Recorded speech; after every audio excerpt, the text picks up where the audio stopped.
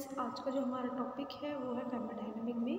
कि selection a suitable partner, जिसमें था हमारा पहले शारीरिक उपयुक्तता, आ जाता है हमारा आर्थिक उपयुक्तता। तो एक स्वस्थ है सुखमय गृहस्थ जीवन का प्रमुख आधार पारस्परिक प्रेम, स्नेह, सद्भाव का होना है। यानी कि अगर हमें एक स्वस्थ और सुखमय यानी कि अच्छा खुशी में एक गृहस्थ जीवन यानी कि हमें ऐसा जीवन बिताना है, यानी कि विवाह के बाद जो एक गृहस्थी होती है, एक अच्छा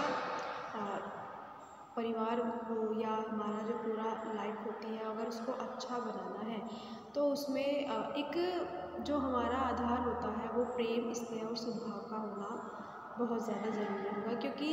जिस भी परिवार में या आने वाले परिवार में अगर एक दूसरे के साथ प्रेम, स्नेह और सद्भाव का संबंध है, एक दूसरे के साथ ऐसी भावनाएं अगर होती हैं, तो वो जो जीवन होता है हमारा गृहस्थ जीवन एक अच्छा और सुखमय स्वस्थ माना जाता है या होता है। विवाह संबंध स्थापित होने से पूर्व नव दंपत्ति का यह सोचना अनिवार्य हो जाता है कि क्या वे आर्थिक दृष्टि से भावी परिवार उत्तरदायित्व के प्रति न्याय कर सकेंगे। यानी कि जो नए दंपत्ति यानी कि जो नए जिनका नया विवाह होता है या जो नए दंपत्ति होते हैं, यानी कि एक अपने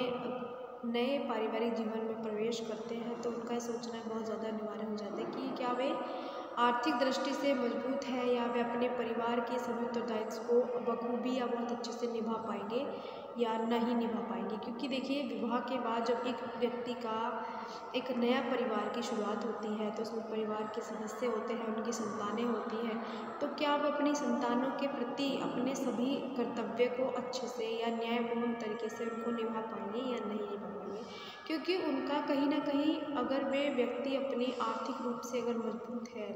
तो कहीं ना कहीं वे अपने उत्तरदायित्वों को भी बखूबी निभा पाएंगे। तो आजकल जो कन्याओं के माता पिता होते हैं वो आर्थिक दृष्टि से आत्मनिर्भर लड़के के साथ ही वैवाहिक संबंध स्थापित करना चाहते हैं। क्योंकि अगर व्यक्ति अपने पैरों पर खड़ा है या वो अपनी एक आर्थिक दृष्टि से वे मजबूत है, तो तभी वे अपनी कन्याओं का विवाह उन लड़कों से करते हैं, ताकि बाद में उनकी कन्याओं को किसी भी तरह से दिक्कत या परेशानियों का सामना ना करना पड़े। क्योंकि तभी वो एक अपना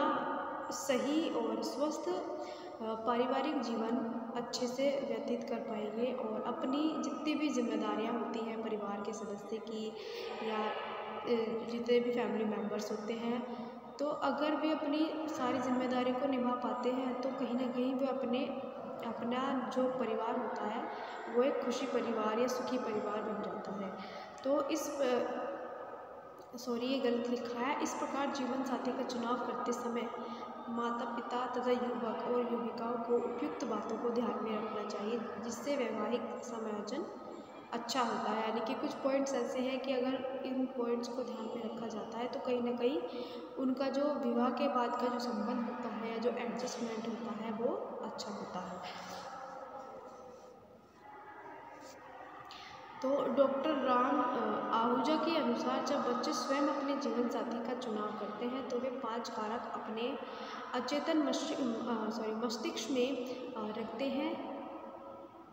ये निम्नलिखित है, थोड़ा सा गलत हो गया यहाँ पे, ये निम्नलिखित है। माता पिता की छवि, यानी कि सबसे पहला जो चीज़ होता है वो है माता पिता की छवि। कि अगर मान लीजिए अगर माता पिता की छवि अच्छी है तो कहीं ना कहीं उनका असर उनके बच्चों में भी देखने को मिलता है। तो अगर किसी भी व्यक्ति को देखना है तो कहीं ना कहीं उसके माता पिता का देखना भी बहुत ज़रूरी है कि अगर उसके माता पिता के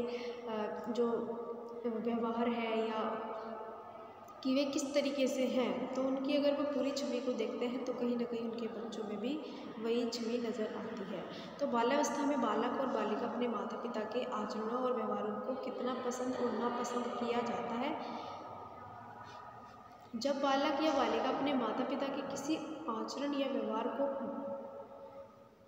पसंद करते हैं, तो ये थोड़ा गलत लिखा गया है, व्यवहार को पसंद करते हैं, तो वे अपनी भावी जीवन साथी में उस व्यवहार को देखना पसंद